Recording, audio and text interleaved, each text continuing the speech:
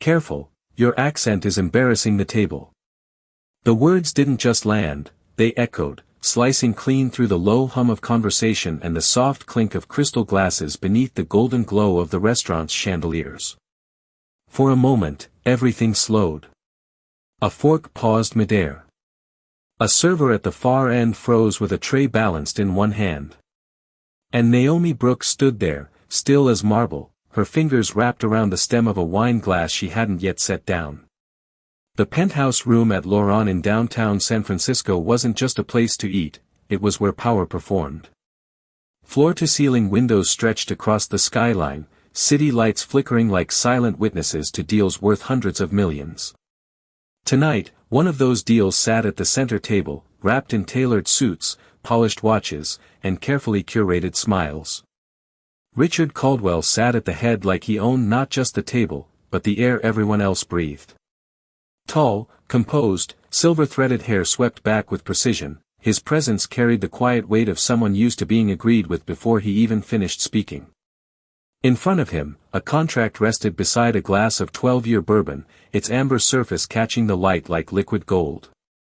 Across from him sat two investors flown in from Beijing, their posture relaxed but their eyes sharp, calculating every word, every gesture, every pause. This wasn't dinner. It was negotiation dressed as elegance. And Naomi, she wasn't supposed to exist in moments like this. She moved quietly, seamlessly, her black uniform pressed, her steps measured, her presence designed to disappear the second she turned away. But invisibility has limits. Especially when someone decides to make you visible. Go ahead, Richard continued, leaning back slightly, a faint smile curling at the edge of his mouth. Say it again. Slowly this time. A few soft chuckles followed, not loud enough to be called laughter, but just enough to fill the silence with something colder than amusement. Naomi didn't respond. She didn't apologize either.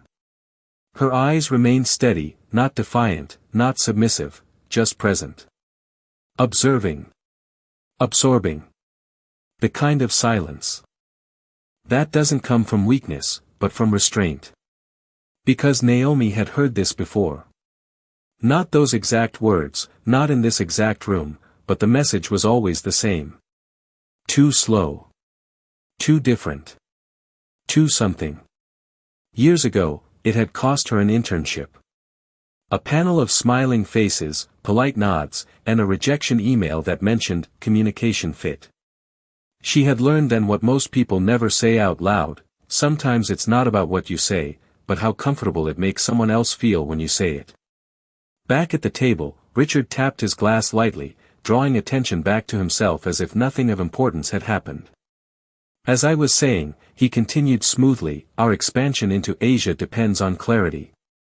Precision. No room for misunderstanding. He glanced briefly at Naomi, just long enough for the implication to land. The investors nodded, though one of them, Mr. Liang, shifted his gaze, watching Naomi for a fraction longer than expected. Something in the room had changed. Subtle. Almost invisible. But real. Naomi stepped forward again, placing the wine glass gently on the table. No rush. No hesitation. Just control. And for the first time that night, the room wasn't watching Richard Caldwell. It was watching her. Richard did not notice it at first, because men like him rarely did, but the center of gravity at the table had shifted, just slightly, just enough to make the air feel different, heavier in a way that could not be explained by numbers or contracts, and Naomi felt it before anyone else did, not because she was looking for it, but because she had spent years learning how rooms change when people stop pretending. She stepped back half a pace, hands relaxed at her sides, posture straight, her eyes no longer avoiding the table but not challenging it either, simply present, and that presence lingered. Mr. Liang's gaze followed her for a second longer than etiquette allowed, then returned to Richard, but something in his expression had cooled, curiosity replacing easy agreement. Richard continued speaking, outlining distribution channels, market penetration, projected revenue streams in clean confident sentences that usually commanded attention, but tonight there was a faint crack in the rhythm, not visible, not audible, just felt, like a musician playing perfectly but missing the soul of the piece. Naomi turned slightly, preparing to step away, to return to the quiet invisibility expected of her, but then one of the investors spoke, his voice calm, measured, carrying the weight of someone who did not need to raise it to be heard. "Excuse me," Mr. Liang said, his English precise, his tone polite but deliberate. "I would like her to stay." The words landed softly but with unmistakable intention, and just like that, Naomi was no longer background. A subtle tension moved through the table. Richard's smile held, but only just. "Of course," he replied, gesturing lightly as if it had been his idea all along. "She is part of the service." But Mr. Liang did not look at him when he answered. His eyes remained on Naomi, studying, assessing, as if trying to place something that did not quite fit the surface story. Naomi paused, just for a fraction of a second, then inclined her head slightly, not submissive, not proud, simply acknowledging the moment. She did not speak, she did not need to. Silence, once again, became her language, but inside, something stirred, not anger, not fear, something steadier, older, the kind of awareness that comes from knowing exactly who you are in a room that has already decided who you are supposed to be. Richard leaned forward again, attempting to reclaim control, his voice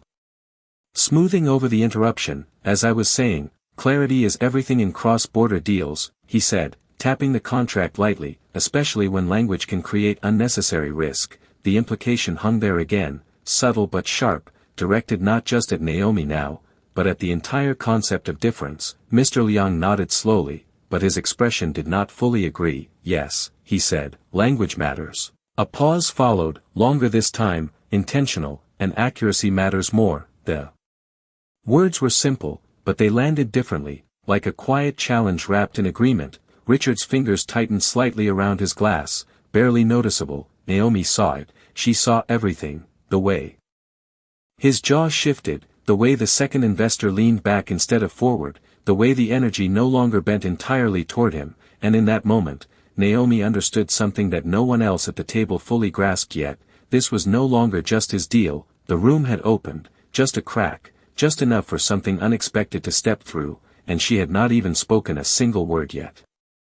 The silence stretched just long enough to become uncomfortable, not loud, not dramatic, but precise, like a question waiting to be answered by someone who had not yet been invited to speak, and Naomi felt the weight of it settle on her shoulders without pressing her down, because she had carried heavier things before, things that did not come with chandeliers or polished glass, things that came with closed doors and quiet rejections. And still she stood there, steady, composed, her breathing even, her gaze calm. Richard shifted slightly in his chair, the movement small but intentional, reclaiming space the way he always had, through presence, through expectation, through the unspoken rule that the room would follow his lead. "Let us not lose focus," he said, his tone smooth again, controlled. "We are discussing expansion, not semantics." He tapped the contract once more, firmer this time, as if grounding the conversation back into territory he understood: numbers, leverage, outcomes. But Mr. Liang did not look at the contract. Instead,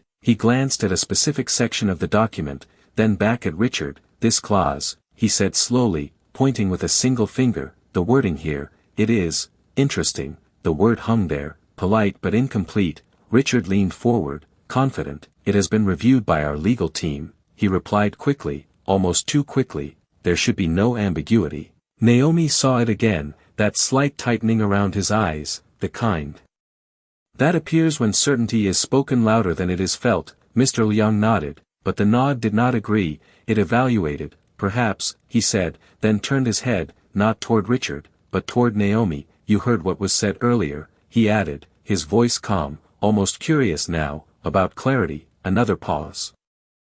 Deliberate, measured. "Do you understand Mandarin?" The question did not sound like a test, it sounded like an opening, and for a brief second, the room held its breath, not because they expected her to answer, but because they did not expect her to matter. Richard let out a soft chuckle, barely masked. "I think we can keep the conversation at the table," he said lightly, dismissing the moment before it could form. But something in his tone revealed more than he intended, not confidence, but control, slipping just enough to be noticed. Naomi did not move right away. She let the moment settle, not rushing to fill it, not reacting to the chuckle, because she understood something Richard did not, timing was not about speed, it was about precision. Her fingers relaxed at her sides, then slowly, she stepped forward again, closer to the edge of the table, close enough that the light caught her face fully now.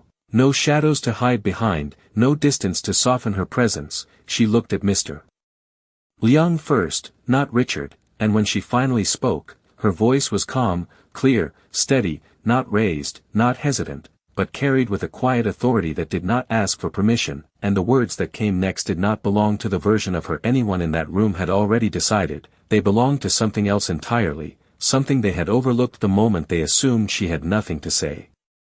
The first word left Naomi's lips in flawless Mandarin, smooth and precise, carrying the natural cadence of someone who did not learn the language from textbooks but lived inside it, and the effect was immediate, not loud, not explosive, but absolute, the kind of silence that does not ask for attention because it commands it. Every subtle movement in the room halted, every quiet assumption collapsed without a sound. Mr. Liang's eyes sharpened, not in surprise alone but in recognition, the recognition of authenticity, of tone, of cultural nuance that could not be faked. Naomi did not rush her words, she spoke at a measured pace, her voice steady, her pronunciation exact, each syllable placed with intention, and then she did something no one at that table expected. She shifted seamlessly from polite conversational Mandarin into formal business terminology, referencing the very clause Mr. Liang had pointed out, her hand lifting slightly, not to interrupt, but to guide attention. This section, she said in Mandarin, her tone respectful but firm. The phrasing suggests exclusivity in distribution, but the structure allows for parallel agreements under certain regulatory interpretations. She paused just enough to let the meaning land, then continued, in Beijing, this wording could be interpreted as non-binding under Article 12 of Foreign Trade Cooperation Guidelines. The words were not just correct, they were contextual, layered with understanding that went beyond language and into practice. Mr. Liang leaned forward now, fully engaged, responding to her in Mandarin without hesitation, the conversation shifting entirely, no longer translated, no longer filtered, direct, fluid, alive. Naomi answered him with the same clarity, explaining, clarifying, refining, her tone never rising, never performing, simply stating what was true. And for the first time that night, Richard Caldwell was no longer the one controlling the narrative. He sat there, still, listening to a conversation he could not follow, his fingers resting against the edge of his glass, no longer tapping, no longer signaling authority, just waiting, and waiting was something he had never been good at.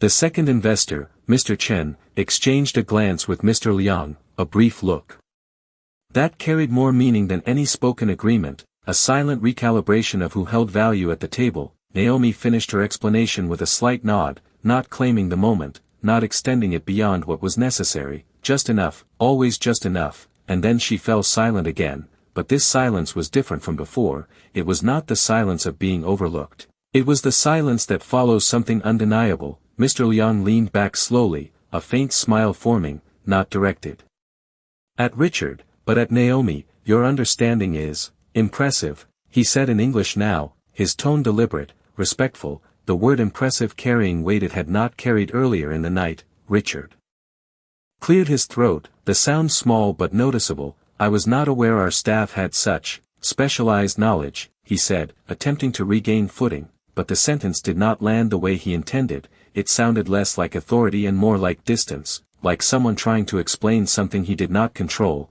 Naomi met his glance briefly, not confrontational, not submissive, just present, and in that brief exchange, something unspoken passed between them, not anger, not triumph, but truth, the kind that does not need to be argued. Mr. Liang closed the contract gently, his fingers resting on the page Naomi had referenced. Perhaps, he said, looking at Richard now with calm clarity, we should revisit this agreement with more accuracy. The word echoed his earlier statement, but now it carried finality, the kind that shifts outcomes, not just conversations. And in that moment, the deal that had seemed certain, controlled, inevitable, became something else entirely. Uncertain, renegotiated, no longer anchored solely to Richard Caldwell's confidence, but to the quiet precision of a voice he had dismissed minutes earlier. And Naomi, standing there in the soft golden light, did not move to claim what had just happened. She did not need to, because the room had already done it for her. Richard felt it before he understood it, the subtle shift that no amount of experience could fully prepare a man for, the moment when control does not disappear but quietly moves somewhere else, and for the first time that evening, it was no longer sitting in his chair. He adjusted his posture, straightened his jacket, small gestures meant to reassemble authority piece by piece. But the room did not follow as easily as it had before, because attention, once redirected, does not return on command. It has to be earned again, and right now, it was not his to claim. Mr. Liang kept his hand resting lightly on the closed contract, his fingers tapping once, not impatiently, but thoughtfully, as if recalculating something deeper than numbers. Accuracy is not a detail, he said slowly, his voice calm but carrying weight that filled the space between every person at the table. It is the foundation. His eyes lifted, meeting Richard's directly now, not hostile, not aggressive, but firm in a way that left no room for dismissal. Richard nodded once, measured, controlled. Of course, he replied, his tone steady, but missing the effortless confidence it had carried earlier, and we can certainly revise language if needed. He paused, then added, almost as an afterthought, with our legal team. But the word sounded smaller now, like an echo of authority rather than its source. Because everyone at the table had already seen something that could not be unseen, Naomi had not only understood the contract, she had understood its implications faster than the people paid to protect them, and that kind of clarity does not fade easily. Mr. Chen leaned forward slightly, his expression thoughtful. Your team, he said, choosing each word carefully, did not identify this risk. It was not an accusation. It was a statement, and statements like that do not require raised voices to carry consequence. Richard opened his mouth to respond, but for a fraction of a second, nothing came out, not because he lacked words, but because he understood the weight of the moment, and weight changes timing, it forces pauses where there were none before. Naomi remained still, her presence no longer an interruption, no longer an anomaly, but part of the equation itself, and she did not look at Richard now. She looked at the table, at the contract, at the space where decisions were being rewritten in real time, because this was not about proving anything anymore, it was about what came next. Mr. Liang turned his head slightly toward her again. Tell me, he said, his tone quieter now, more conversational, but no less deliberate, how would you phrase it? The question did not ask if she could, it assumed she already had the answer. Naomi took a small breath, not to gather courage, but to align precision. Her voice when it came was again in Mandarin, fluid, controlled. She outlined a revised structure, simplifying ambiguity, reinforcing exclusivity, aligning the clause with regulatory expectations that could not be misinterpreted. Her explanation was concise, not extended.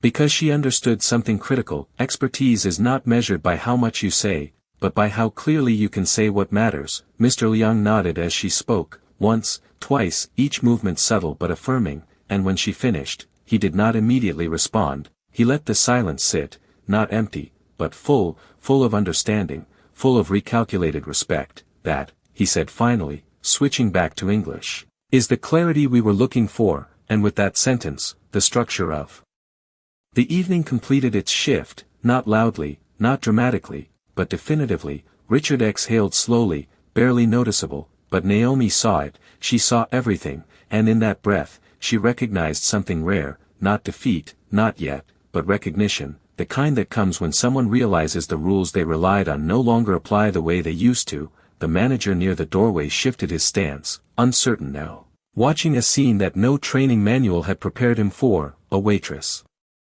standing at the edge of a multi-million-dollar negotiation, not as service, but as substance, and Naomi, still composed, still quiet, did not step forward to claim the space that had opened for her. She simply stood within it, because power, real power, does not rush to be seen, it lets the room come to it, and tonight, the room already had.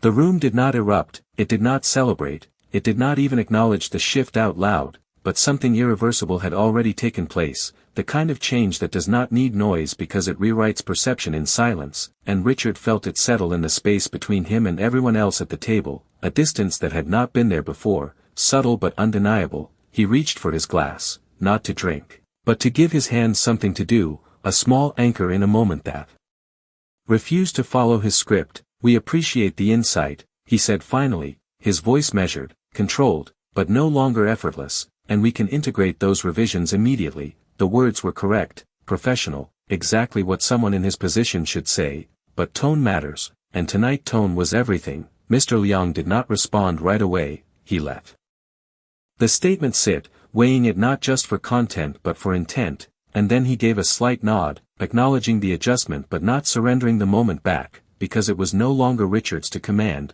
The contract remained closed on the table, its presence no longer symbolic of certainty, but of reconsideration, and in that pause, something unexpected happened, not dramatic, not loud, but deeply human. Mr. Liang looked at Naomi again, not as a curiosity, not as an exception, but as a professional. Where did you learn? He asked, his tone respectful, genuinely interested, and for the first time that evening, the question was not about the deal, it was about her. Naomi held his gaze, steady, unshaken, and when she answered, her voice returned to English, clear and calm. Shanghai, she said simply. I lived there for 6 years. She did not elaborate, she did not list achievements. She did not justify her presence with credentials, because she understood something that could not be taught in boardrooms. Value does not need to be explained when it has already been demonstrated. Mr. Chen leaned back slightly, absorbing that, his expression thoughtful, recalibrating not just the deal, but the people in the room. Richard listened, silent now, and in that silence, something unfamiliar moved through him, not anger, not even frustration, but recognition, the kind that arrives late, after assumptions have already been made, after judgments have already been spoken.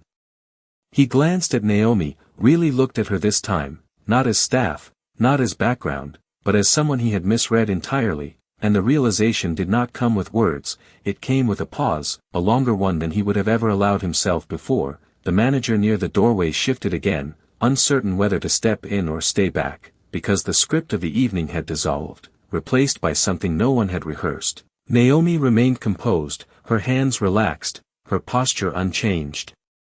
But her presence now carried something different, not visibility forced upon her, but recognition earned without asking. Mr. Liang placed his hand lightly on the contract again, but this time, the gesture felt less like ownership of the deal and more like acknowledgement of the process that had just unfolded. We will need time, he said calmly, looking at Richard, to review this properly. The words were polite, but their meaning was clear. The deal was no longer moving forward tonight, at least not on the terms that had been assumed. Richard nodded once, accepting what he could not change in that moment. Of course, he replied, his voice steady again, but quieter now, less performative, more grounded, and in that acceptance, something shifted within him as well, not a loss, but an adjustment, a recognition that control is not something you hold forever, it is something you negotiate, moment by moment. Naomi stepped back slightly, returning to the edge of the table, but the space she left behind did not close, it remained, a silent reminder of what had just happened.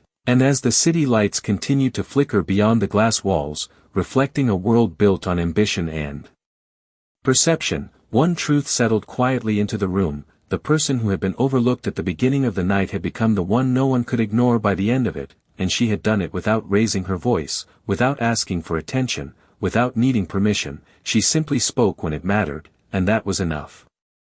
The energy in the room did not return to what it had been, because moments like that do not reverse, they settle, they linger, they redefine the edges of every interaction that follows. And as the waiter at the far end finally resumed pouring water, the quiet clink of glass sounded different now, softer, almost cautious, as if even the smallest movements understood that something important had shifted. Richard rested both hands on the table, fingers interlaced, a posture he had not used earlier. Less performative, more contained, his gaze moved briefly to the skyline beyond the glass, then back to the table, recalibrating, not retreating, because men like him do not retreat easily. They adjust, they observe, they wait for the next angle, but tonight the angles were not as clear, not as predictable. Mr. Liang leaned slightly toward Mr. Chen, exchanging a few words in Mandarin, their voices low but fluid, no longer concerned with whether anyone else at the table understood, because understanding had already been established where it mattered. Naomi caught fragments, not because she was trying to listen, but because the language now moved naturally around her, like a familiar current, and she recognized the tone more than the words. It was no longer evaluation. It was consideration, and that distinction changed everything. The manager near the doorway finally stepped forward, hesitant but composed. offering a polite inquiry about whether the guests needed anything else, his voice carefully neutral, but even he could not fully mask the awareness in his eyes. He had seen enough nights like this to know when something unusual had taken place, though perhaps not like this, not with the roles so quietly rearranged. Richard gave a small nod. "We are fine," he said, his tone controlled, but no longer dismissive, just direct, and the manager stepped back again, relieved to retreat into the safety of routine. Naomi remained where she was, not because she had been told to stay, but because leaving too quickly would have broken the balance that had just been established, and balance, once formed, needed to be respected. Mr. Liang turned his attention back to Richard, his expression calm, thoughtful. "Your proposal still has potential," he said, choosing his words with precision. "But potential requires alignment." The sentence was simple, but its meaning extended beyond the contract, beyond the numbers. It touched on something deeper, something about awareness, about understanding the full scope of what was being negotiated, not just on paper, but in perception. Richard nodded slowly, absorbing that, not resisting it, because resistance would have been obvious now, and obvious would have been weak. "Then we align," he replied, his voice steady, not forced, not overly confident, just grounded, and for the first time that night, his words sounded less like a declaration and more like a commitment. Naomi noticed the difference, small, but real, and she understood something in that moment. This was no longer about proving him wrong. It was about what he chose to do next with what had been revealed. Mr. Chen leaned forward slightly, his gaze shifting between Richard and Naomi. "Clarity," he said, echoing the word that had defined the evening, "comes from listening as much as speaking." His tone was not critical, not harsh, but instructive, the kind of statement that carries weight because it is true. Richard met his gaze and gave a single nod, acknowledging the point without defensiveness, and that nod, simple as it was, marked another subtle shift, not in power this time, but in perspective. Naomi felt it, the change in tone, the change in pace, the absence of that earlier edge, and she realized that the room was no longer divided the way it had been at the beginning. It was no longer a stage where one voice dominated and others followed. It had become something else, something more balanced, more aware, and in that awareness, there was space. Space for correction, space for growth, space for respect that did not need to be demanded. As the city lights continued to shimmer beyond the glass, reflecting a world built on ambition and image, one quiet truth settled deeper into the room, not spoken, not announced, but understood by everyone present. The strongest voice is not always the loudest one, and the person who changes the outcome is often the one no one thought to listen to until it was too late. And Naomi, standing there without needing to move, had already said everything that mattered. The conversation did not rush forward after that. It unfolded carefully, like something fragile that everyone at the table now understood could not be handled the same way as before. And in that careful space, Richard leaned back slightly, not to withdraw, but to see more clearly. His eyes moved once more to Naomi, but this time there was no dismissal in them, no impatience. Only a quiet calculation mixed with something unfamiliar, respect forming in real time. "Naomi," he said, speaking her name for the first time that evening, the sound of it changing the air in a way no contract ever could. "Would you remain for a moment?" The request was simple, but its tone carried weight. It was no longer an instruction, it was acknowledgement. Naomi paused, just briefly, then gave a small nod, her posture unchanged, her composure intact, because recognition did not require reaction, it required steadiness. Mr. Liang observed the exchange without interrupting, his expression calm, almost satisfied, as if watching a necessary correction take place. Richard turned slightly toward him. "We will revise the clause as suggested," he said, his voice measured, grounded, "and I would like to ensure nothing else has been overlooked." The last word held meaning now, deeper than before. Mr. Liang nodded. "That would be wise," he replied, his tone even, then added, "Details reveal more than intentions." And again, the statement was not just about the contract, it was about the entire evening, the assumptions, the misjudgments, the quiet corrections that followed. Naomi stepped closer to the table once more, not as staff returning to duty, but as someone invited into the process, and she did not overstep, she did not take control, she simply occupied the space she had already earned. Richard opened the contract again, flipping to another section, slower this time, more deliberate, his earlier speed replaced by attention. "This part," he said, glancing briefly at Naomi. Any concerns? The question was direct,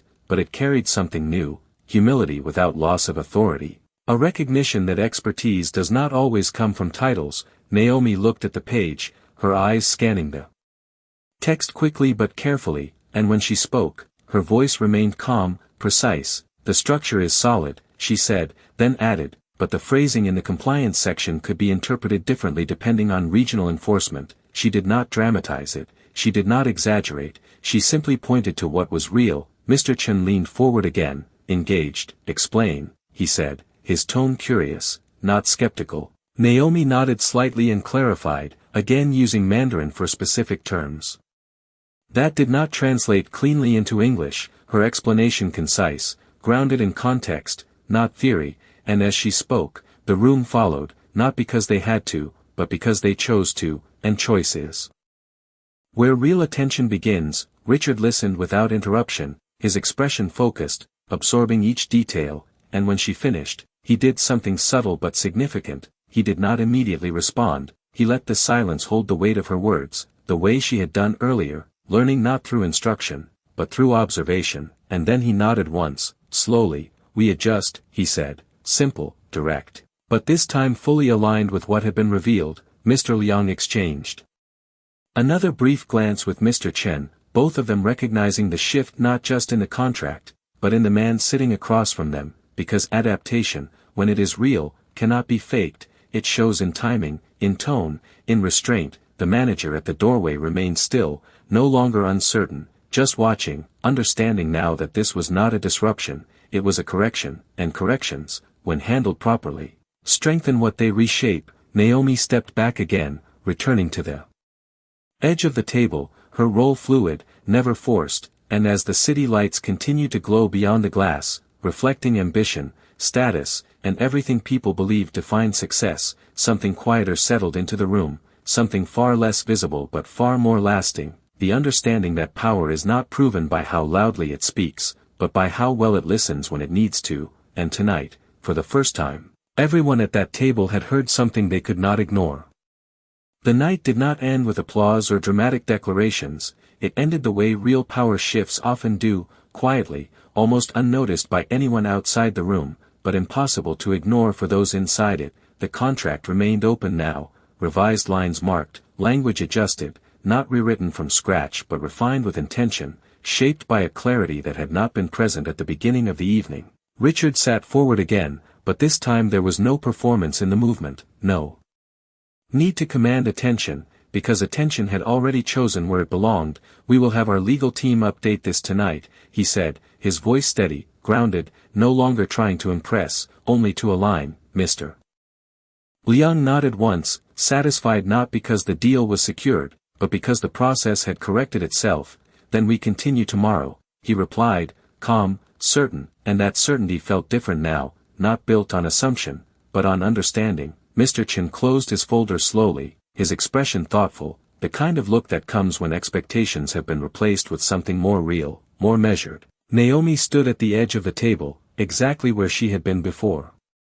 Everything changed, and yet nothing about her presence was the same, because the room had changed around her, not through force, not through confrontation, but through truth revealed at the right moment. The manager approached carefully, sensing the shift toward conclusion, offering to prepare dessert or finalize the evening, his voice respectful, almost quieter than before. Richard shook his head slightly. That will be all for now, he said, then paused, just for a fraction of a second, before adding, thank you. The words were simple, but this time they were directed, intentional, not toward the room, not toward the service, but toward Naomi, and in that small acknowledgement, something completed itself, not a victory, not a defeat, but a recognition that could not be undone. Naomi met his gaze briefly, her expression calm, unchanged, and she gave a slight nod, not accepting praise, not rejecting it, simply acknowledging the moment as it was, because she did not need anything from it, not approval, not validation. She had already demonstrated everything that mattered. Mr. Liang rose from his seat, followed by Mr. Chen, both men composed, their movements unhurried. We look forward to continuing, Mr. Liang said, his tone even, but carrying a quiet respect that had not been present when the evening began, and as they turned to leave, his gaze shifted once more to Naomi. A brief acknowledgement, subtle but unmistakable, the kind that passes between professionals who recognize each other without needing explanation. Richard stood as well, adjusting his jacket, but this time the gesture was not about presentation, it was about readiness to move forward differently than he had planned. The room began to return to its natural rhythm, glasses refilled, chairs adjusted, the distant hum of the city continuing beyond the glass walls as if nothing had happened, but inside that space, something had changed permanently. Naomi stepped back, turning slightly as she prepared to leave the table, her movements as quiet and composed as they had been at the beginning of the night. But now there was no invisibility in them, only presence, earned and undeniable, and as she walked away, she did not look back, not because she was unaware of what had happened, but because she did not need to revisit it. The moment had already done its work. Behind her, Richard watched for a brief second longer than necessary, not out of curiosity, but out of understanding, the kind that arrives after the moment has passed, when there is nothing left to prove, only something to remember, and in that silence, one truth settled fully into place, clear, unshaken, and impossible to ignore. Power may command a room, but respect, real respect, is earned in the moments when no one expects you to have it, and once it is revealed, it does not ask for permission to stay.